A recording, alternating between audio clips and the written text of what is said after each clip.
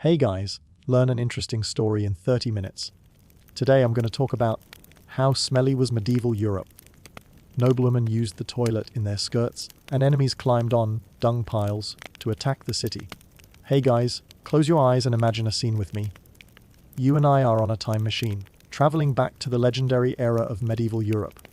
As the hatch opens with a heavy metal scrape, we step out full of anticipation.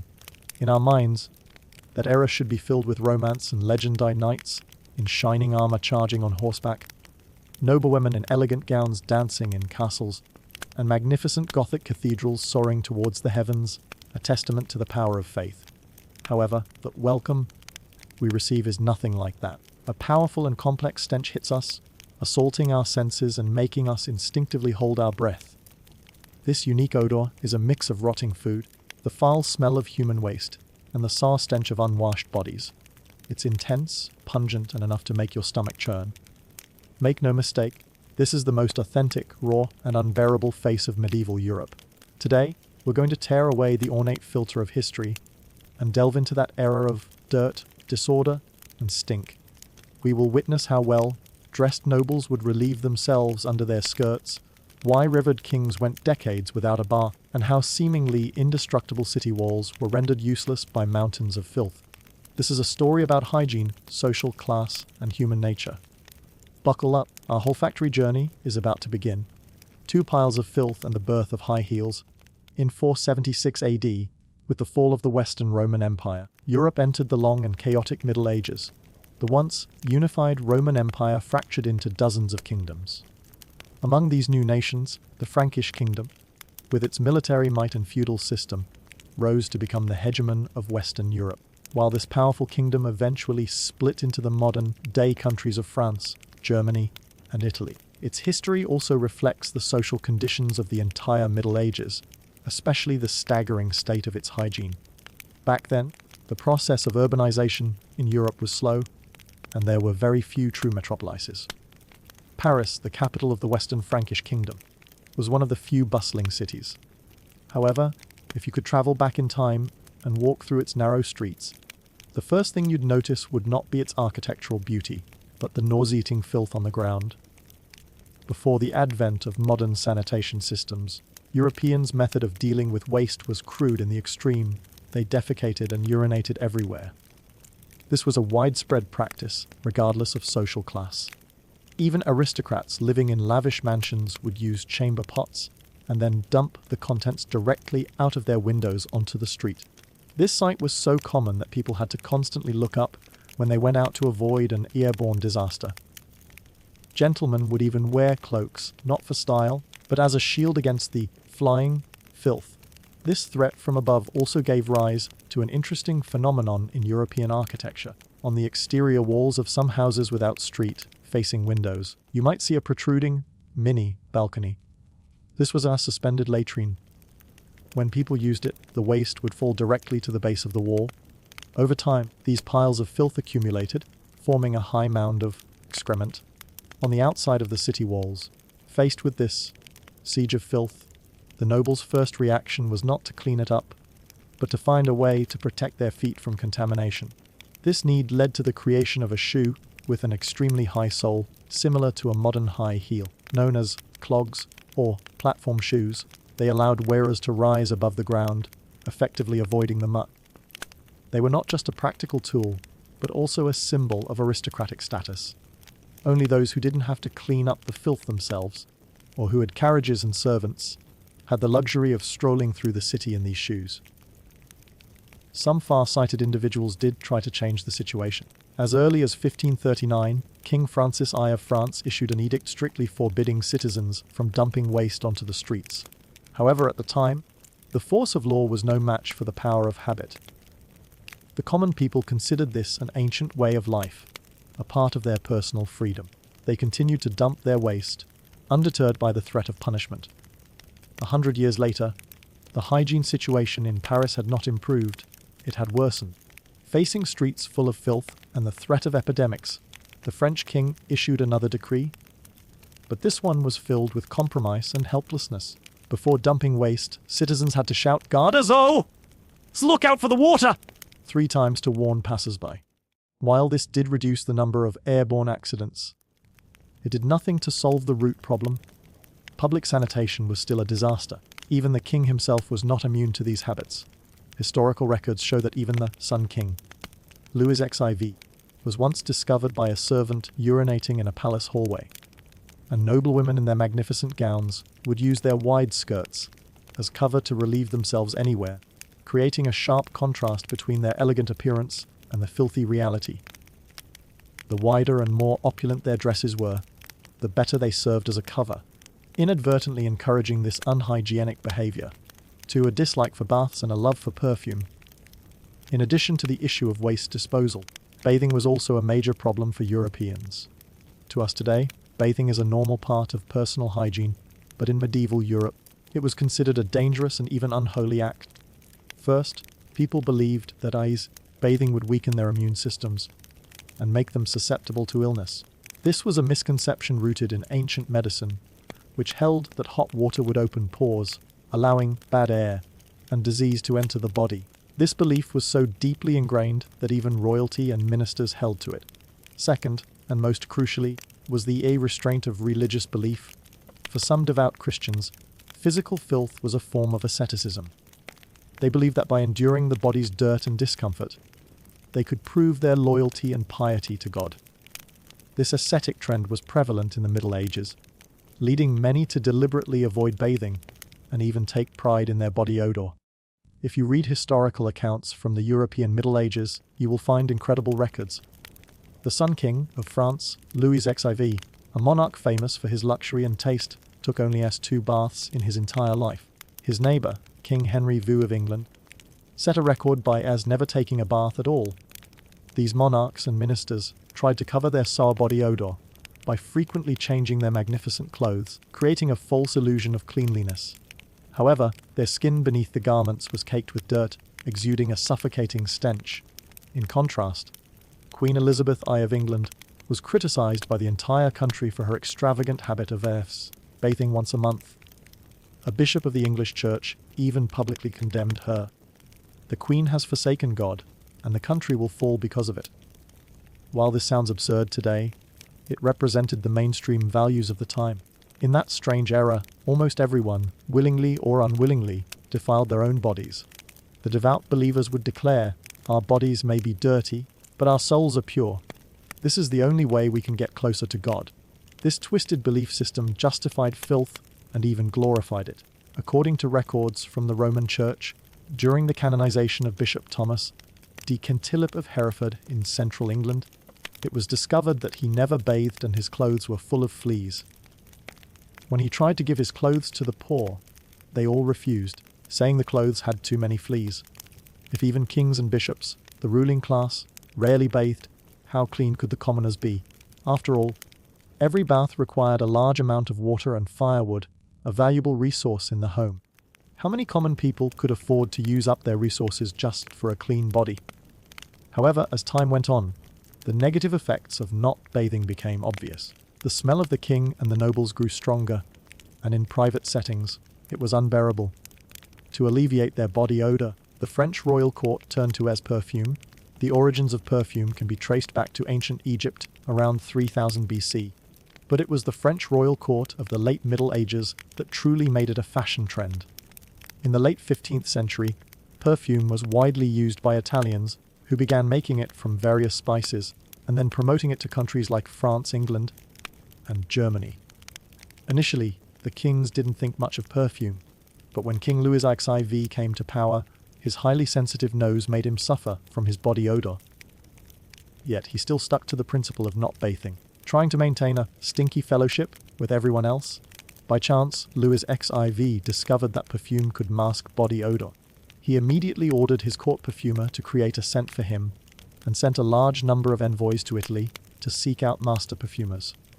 2 weeks later, Louis XIV gathered the nobles again, and they noticed a strange fragrance on the king. Louis XIV proudly told them that he had found a secret to suppress body odor, using the fragrance of perfume to combat the smell. From then on, perfume became popular in French society. Every noble competed to create new fragrances, which boosted the global perfume industry and earned France the title of perfume capital. The irony is that this elegant fragrance was originally created to mask a smell so foul. It was unspeakable. Turn from filth to fragrance, the great reversal of the century. As we become immersed in the suffocating perfume legend of Louis XIV, we must step out of that small courtly circle and return to the vast continent shrouded in filth and stench. Perfume might have covered the body odor of the nobles, but for the vast majority of people, it was an unattainable fantasy. The medieval concept of hygiene, or lack thereof, permeated every corner of society, creating an incredible vicious cycle. What was the life of a common peasant like? They lived in huts made of dirt and straw, often sharing a roof with their livestock. There were no windows, the air was stagnant, and the smell of dampness and decay was nose-eating. Bathing. That was a joke. First, it required a large amount of firewood to heat water, a huge expense in that time of scarce resources. Fuel was for warmth and cooking, not for wasting on cleaning the body. Second, as we've mentioned, the religious belief system turned bathing into a spiritual sin. Priests preached that physical filth was a way to purify the soul, a concept deeply ingrained in the populace. Thus, we see a peculiar social phenomenon. People generally believed that a dirty appearance was a sign of piety. A devout monk might not bathe for decades, and the lice and fleas on his body were considered proof of his struggle against the devil. When these parasites jumped onto others, people would even feel a sacred shiver, as if they had touched the aura of a saint. This twisted belief system rationalized and even glorified dirtiness. It not only hindered the development of personal hygiene, but also brought public health to a standstill. City streets became natural dumps and open-air toilets. On rainy days, the feces and garbage on the streets would be washed into rivers of stench, flowing to every doorstep. On sunny days, the sun would bake the filth, releasing a pungent odor that attracted swarms of flies and rats. These rats were not just a nuisance, they were messengers of death. They moved freely through the cities, carrying various germs that would later fuel an unimaginable plague. Siege by filth. When a city's defense became its nemesis, in medieval Europe, a city's defense system was crucial to its survival. A strong city wall not only protected against enemy attacks, but was also a symbol of power and wealth. In the 13th century, King Philip II of France built an outer wall for his capital, Paris. The initial design was only 4 meters high, enough to defend against typical attacks. However, after the wall was completed, Philip II felt that something was still missing from Paris. After consulting with the nobles, they unanimously agreed, before, we were country folk, so it didn't matter if we were a bit messy. But now that the country is strong, we can't be held to those old standards. Paris must become a clean and hygienic city, and there should be no more feces and urine flying everywhere. To improve public hygiene in Paris, Philip II hired a patrol unit to collect feces and dump it outside the city walls. At the same time, Parisian residents also noticed this and stopped throwing their waste onto the streets, instead gathering to dump it outside the city walls. This move seemed to solve the city's hygiene problem in the short term. However, after several years, the king was surprised to find that while the city was now clean, a new problem arose when a foreign army attacked Paris. Through years of accumulation, the residents' waste had piled up into a mountain outside the city walls, and because people were too lazy to carry it further, much of it was just dumped directly over the wall. This created a hill of filth that foreign knights, clad in armor, could easily climb to get onto the French wall. This rendered the very wall that was meant to protect the French people useless. This wasn't just a ridiculous story, it was a fatal flaw. When the enemy used these mounds of filth to easily scale the walls, all the city's defenses became meaningless. Out of desperation, the next 3 French kings successively increased the height of the walls, raising the original 4-meter wall to 9 meters. However, as the walls grew taller, the pile of filth outside also slowly grew, eventually reaching the same height as the wall again.